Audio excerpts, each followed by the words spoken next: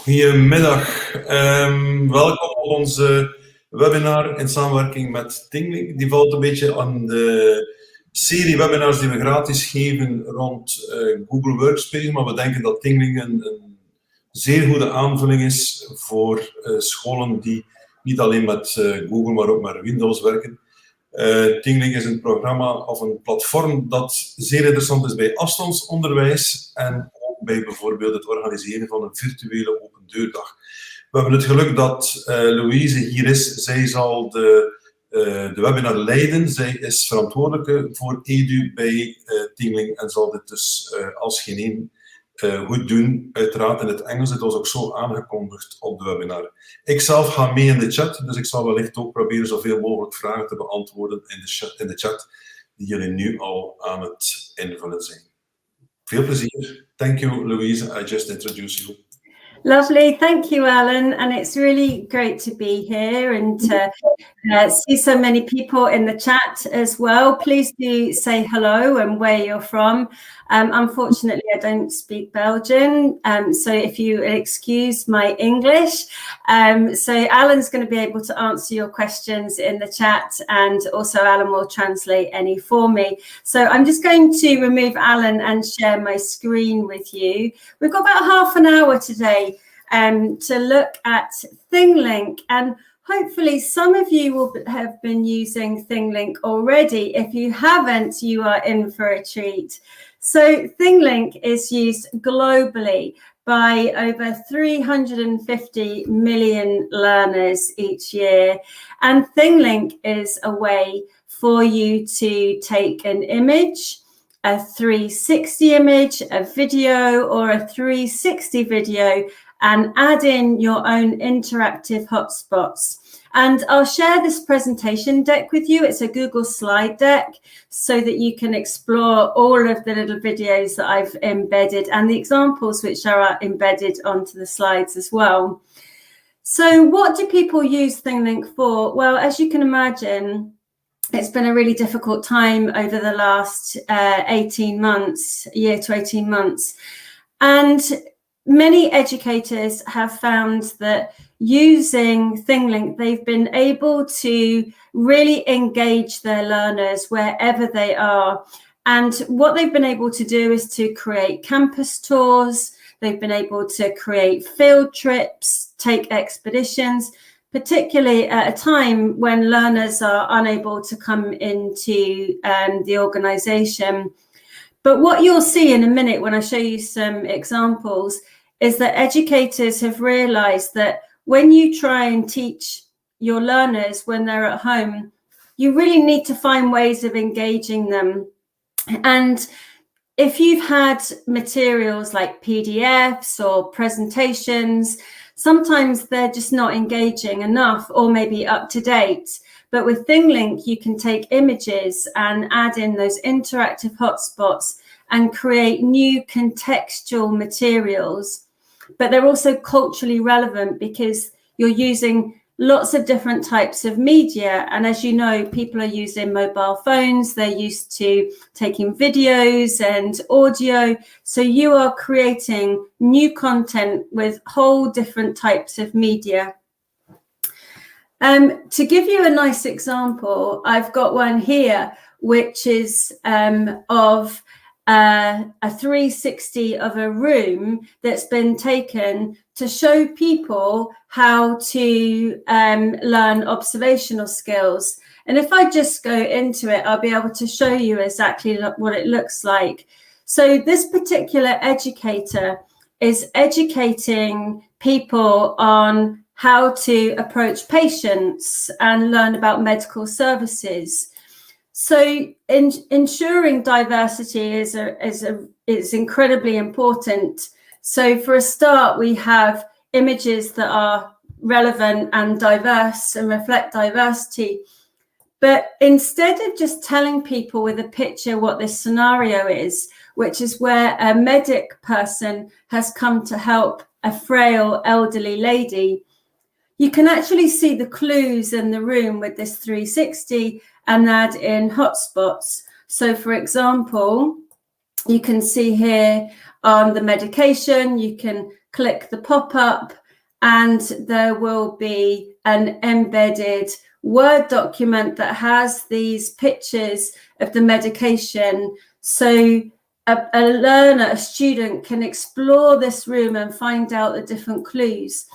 And also there's other information that you can add in, whether it's text and images, but you can also put these call to action buttons where you can link out to other resources as well.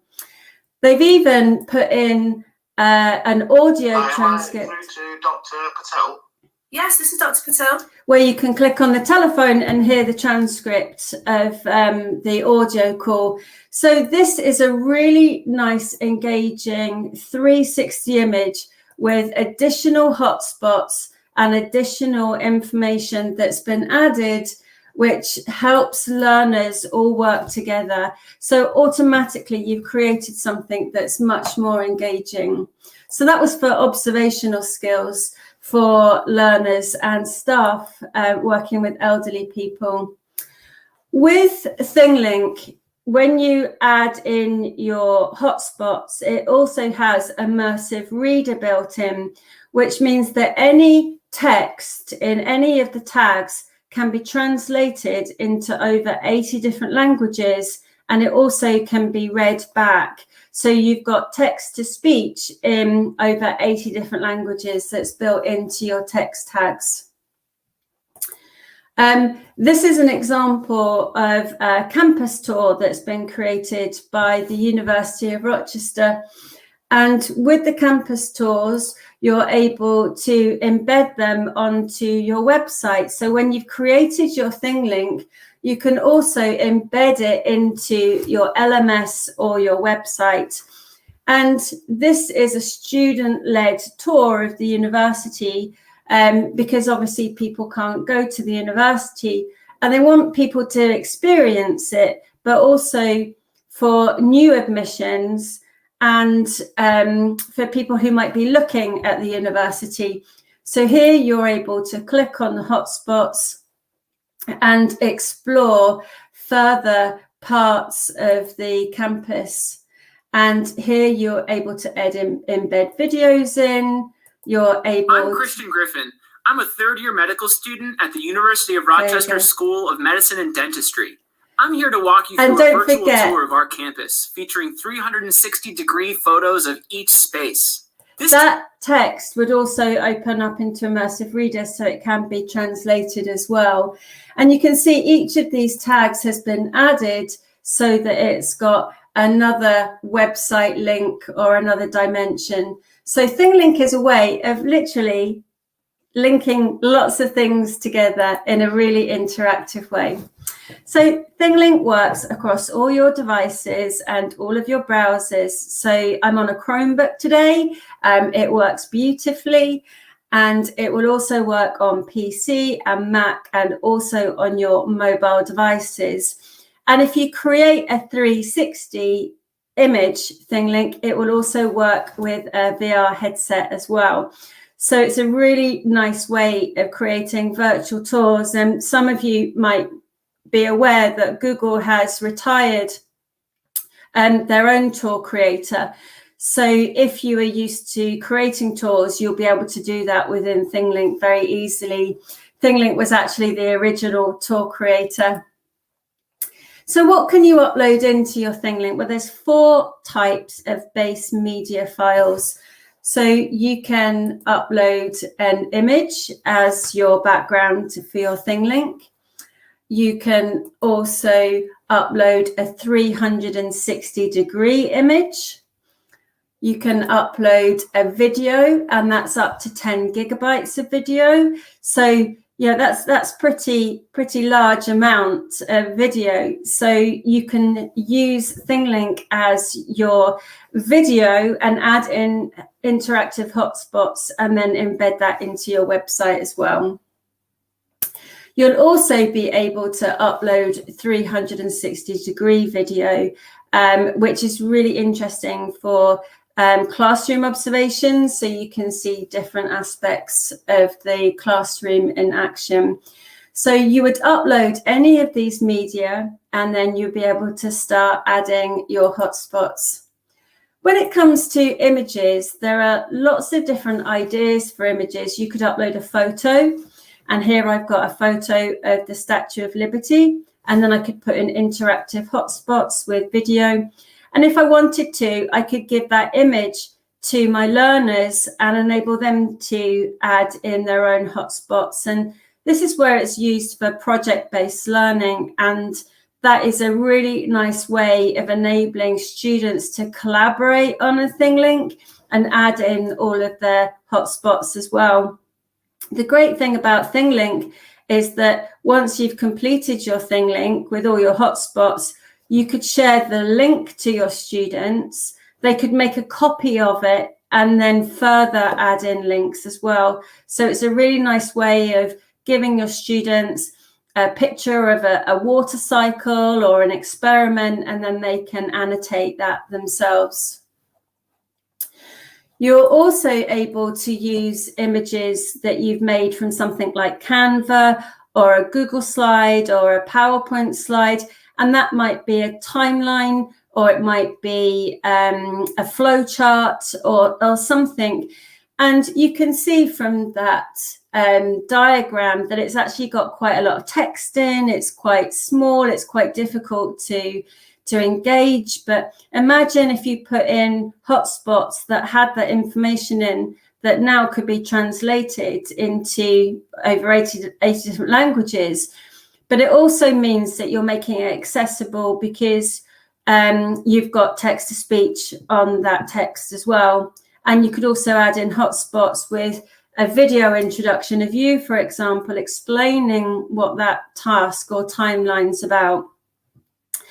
So using your base image, you can completely bring it to life. And then, of course, there are other images you might like to use. It might be a graphic that's been created, and we find that maps are incredibly well documented as cases of ThingLink. So you can take a world map and then add in your own hotspots of where, you know, different teams might be, or for other kind of research purposes.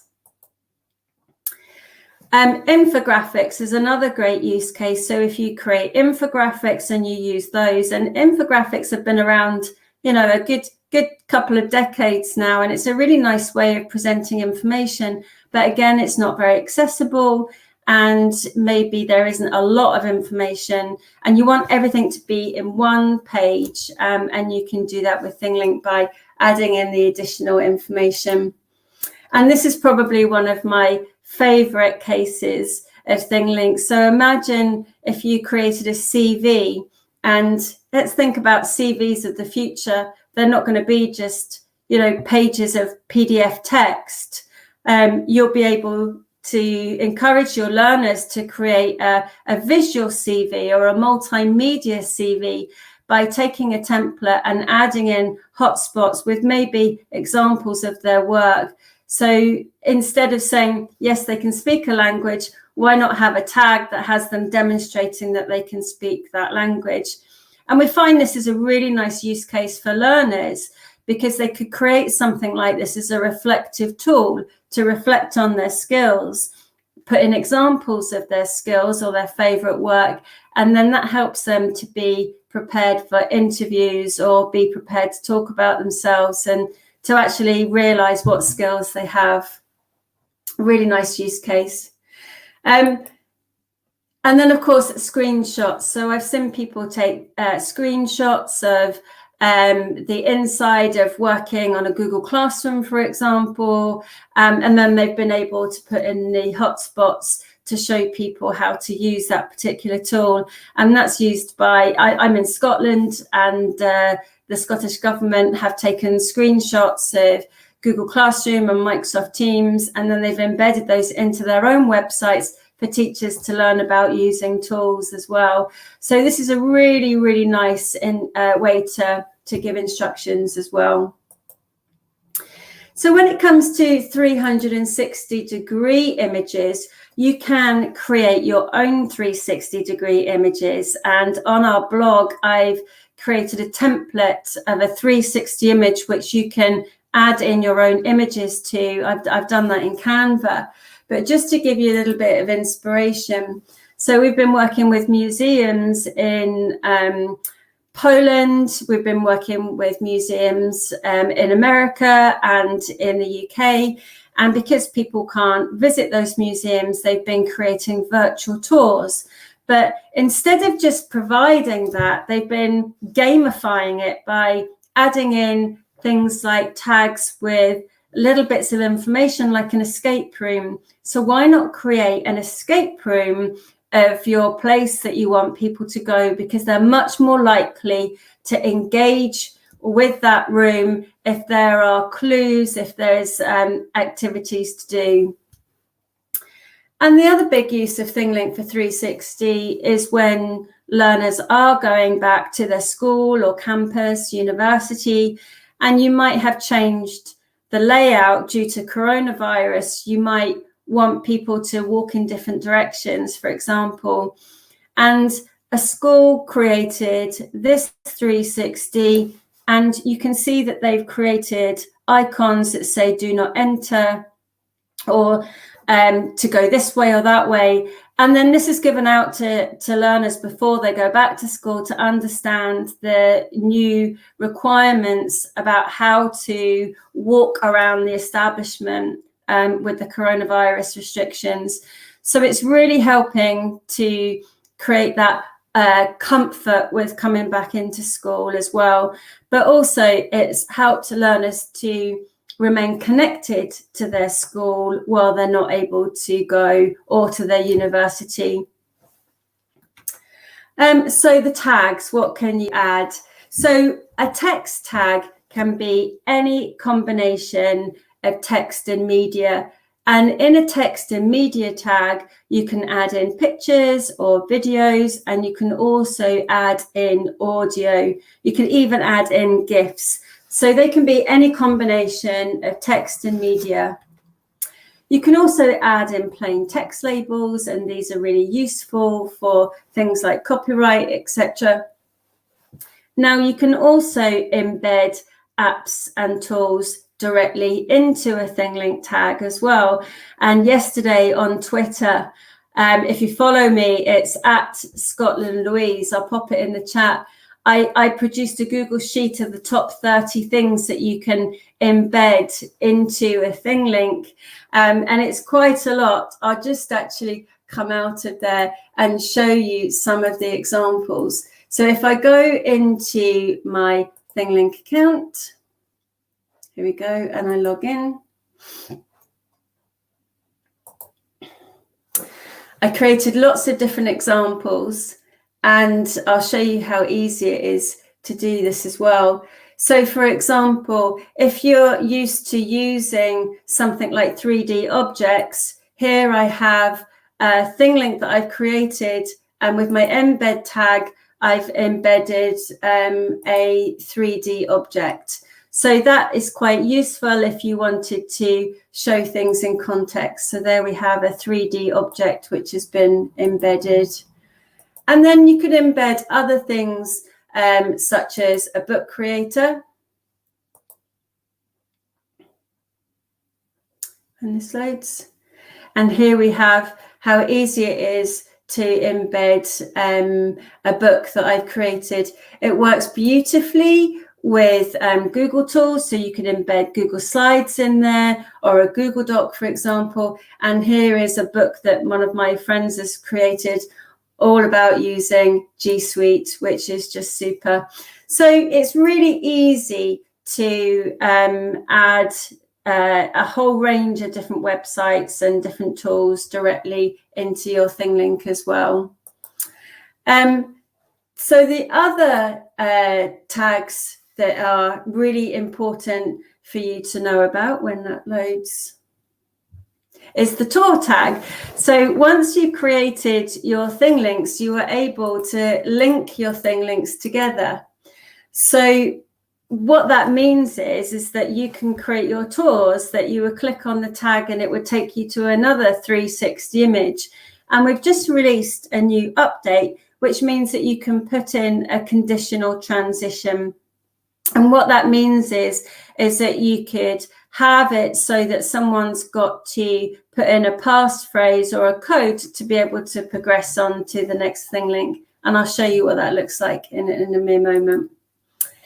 So as I mentioned, you can embed all of these different things into your ThingLink tag using the embed tag, but you can also embed your ThingLink into other places as well. My personal favorite is Google Sites. You can take your embed code and share your ThingLink in a Google site. It works perfectly. But we also integrate with Google Classroom as well. So if you use Google Classroom with your learners, you will be able to create your ThingLink, and in ThingLink, you could share it directly to your classroom or classrooms and create an assignment or a material. But we also integrate with other LMS systems that are used in higher education, such as Moodle, Canvas, and Blackboard as well. As I mentioned, you can use your own icons, which means that you can make them be in context for your ThingLink. And this is a ThingLink of a high street in London. And with this 360, they created these custom icons of a hand washing station and where you need to get your masks as well. So you're able to create these. These are SVG graphics. You can also go to a website that I use quite often called Flat Icon, where you can download the various icons and then you can use them within your ThingLinks as well, which is really handy. So we have a really active Facebook group, which is called ThingLink Education. If you want to join that, you'll hear the latest news about what we're up to.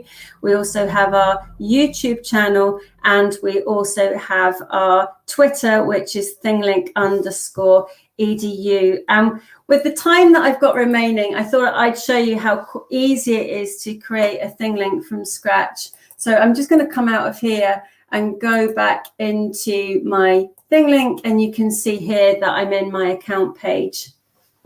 Now, what is great is that many educators really struggle to find 360 images. And when you're logged into ThingLink, you'll see on the left that you have a 360 library collection, which we've curated exclusively for ThingLink users. And there are hundreds of professional 360 images for you to use. These are completely free, and they also are royalty free, so you don't have to worry about using them. So when you go in, you'll be able to click on any of these categories and you'll be able to use the 360 images. What you're also able to do with ThingLink, if I click create and I click upload, is you see that you can upload your files. So that might be your images or your media, such as videos or 360. You can integrate with your Google Drive, integrate with OneDrive, and we also have Unsplash here.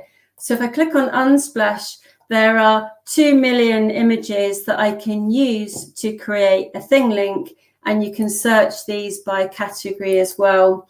So here I have a wonderful image of some mountains. I'm going to select that media.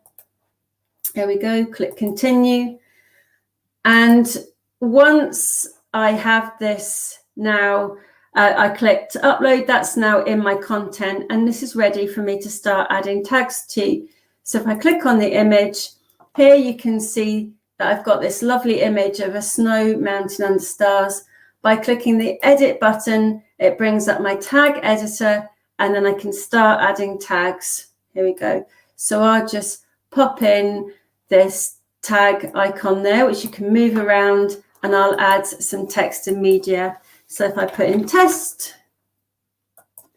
webinar, you can see that I can add in a button or a URL. So I'll just put in the link to my webinar, for example. Copy link. I'll change that. And I can paste that in there. There we go. And I've got a web link that takes me out. I can change the button text. click here for the slides. If I wanted to, I could add in further images or further video, which will be selected from my computer. So here I'll just add in, let me find another image that I could use. I could put in an image, there we go. And when I'm ready, I can click done and done again. And there we have it. There's my image with my tag that's got my text and media tag in.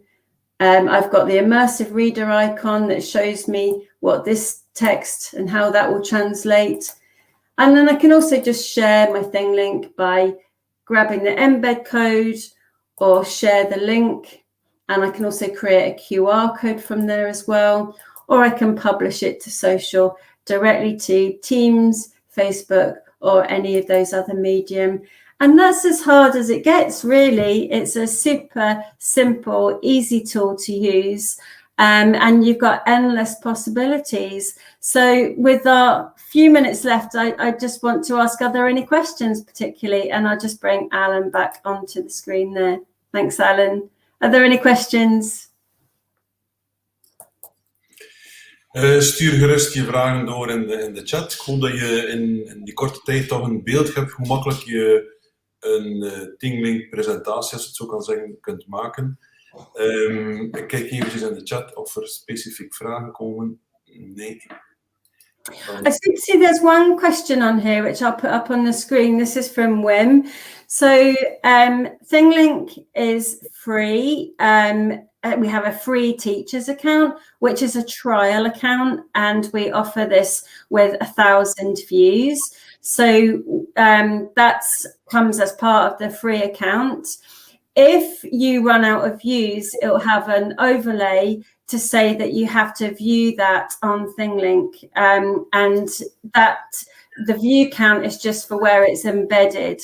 If you then want to, if you like it and you want to use it, you can pay $35, and this will give you your teacher upgraded account where you can add in 60 students and you'll have increased views. So the free account is a trial account for teachers to use for any length of time. It's just that you don't get the ability to add in students, and you get 1,000 views with it. So I hope that clarifies that. But schools can also purchase a school account so that all the teachers and students are on one tenancy, which means that they can share ThingLinks in folders and collaborate on. And you also have an admin that can manage all the accounts as well. So the free teacher account is the one that I suspect that Wim is referring to. Yes. Are there any other questions? It's great to see so many people. We've had 54 people in. That's fantastic.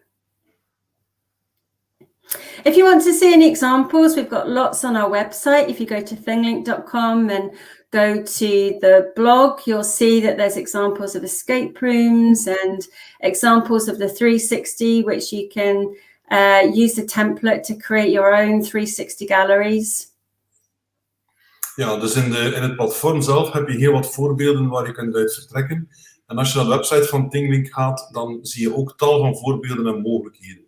Maar de rode draad is eigenlijk dat je om het even welk mediabestand perfect kunt linken op een bestaande foto bijvoorbeeld, en zo op een bestaande 360, en zo toch een heel mooi beeld naar buiten toe kunt geven, zijn de bezoekers, zijn de je leerlingen. In ieder geval, mocht je nog vragen hebben, dan kun je ze zeker doorsturen naar ons via onze website, Chromebooks for Education. Daar staat er een pagina rond ThingLink. Daar staan ook alle komende webinars, dus we herhalen deze zeker ook nog.